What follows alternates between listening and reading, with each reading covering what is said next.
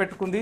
So ఇక BJP చాలా స్పష్టమైనటువంటి ఉంది. ఇక ఒకసారి తమిళనాడు చూద్దాం. తమిళనాడులో ఇక విజయ్ ఎవరు కూడా ఊహించలేదు. చాలా సామాన్యులకు కూడా ఆయన టికెట్లు ఇచ్చారు. అదే అక్కడ విరుంబక్కల్లో విజయ్ డ్రైవర్గా ఉన్నటువంటి కొడుకు లీడ్ కనబరుస్తున్నాడు.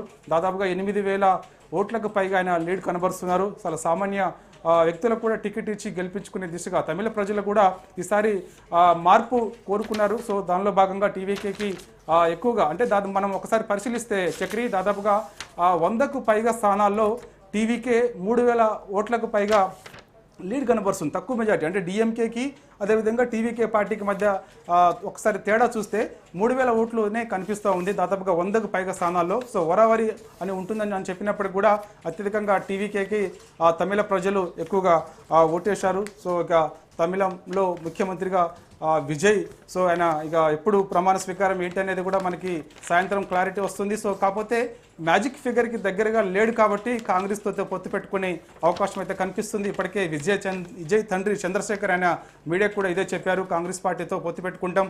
అదేవిధంగా సిపిఐ 2 స్థానాల్లో లీడ్ కనబరుస్తుంది. సిపిఐ కూడా తమిళనాడులో గెలిచే అవకాశం ఉన్న నేపథ్యంలో సిపిఐ కూడా మాతో కలిసి వచ్చే అవకాశం ఉంది. కాబట్టి సో మ్యాజిక్ ఫిగర్ దగ్గరలో ఉన్నాం కాబట్టి ఖచ్చితంగా ఇక అధికారం చేపడతామని చెప్పేసి కూడా అంటున్నారు.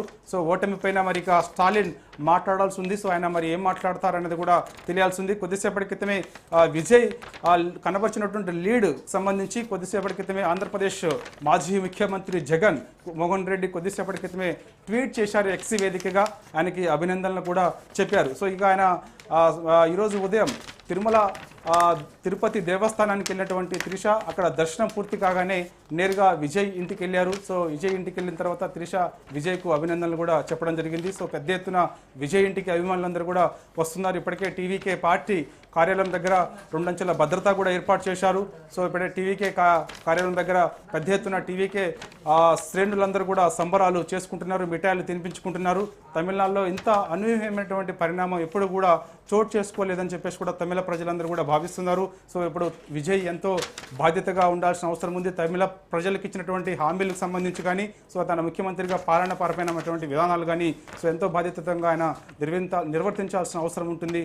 సో ఇప్పుడు దేశవ్యాప్తంగా అందరూ కూడా టీవీకే పార్టీ పెట్టి 2 ఏళ్లే అవుతుంది, కానీ ఎవరు కూడా ఊహించలేదు టీవీకే ఒక 10 స్థానాలకే పరిమితం అవుతుంది, 5 స్థానాలకే పరిమితం అవుతుంది, అసలు విజయ్ గెలుస్తాడో లేదో అని కూడా చాలా సందర్భాల్లో చర్చ కూడా జరిగింది. సో అనూహ్యంగా దాదాపుగా మ్యాజిక్ ఫిగర్కి దగ్గరలో దాదాపుగా 110 స్థానాలకు పైగా లీడ్ కనబరుస్తున్నారంటే అది మామూలు విషయం కాదు. సో ఇక దాదాపుగా అక్కడ కూడా క్లారిటీ వచ్చింది. సో మ్యాజిక్ ఫిగర్ దగ్గరలో కూడా టీవీకే పార్టీ ఉంది. సో ఓవరాల్గా చూస్తే మాత్రం చక్రి ఇది 5 రాష్ట్రాల ఎన్నికల ఫలితాలకు సంబంధించి వెస్ట్ బెంగాల్లో బీజేపీ, అదేవిధంగా పుదుచ్చేరిలో బీజేపీ, అదేవిధంగా అస్సాంలో బీజేపీ, కేరళలో యూడిఎఫ్, అదేవిధంగా తమిళనాడులో టీవీకే పార్టీ విజయాలు సాధించబోతున్నాయి. Right, thank you సద్దు.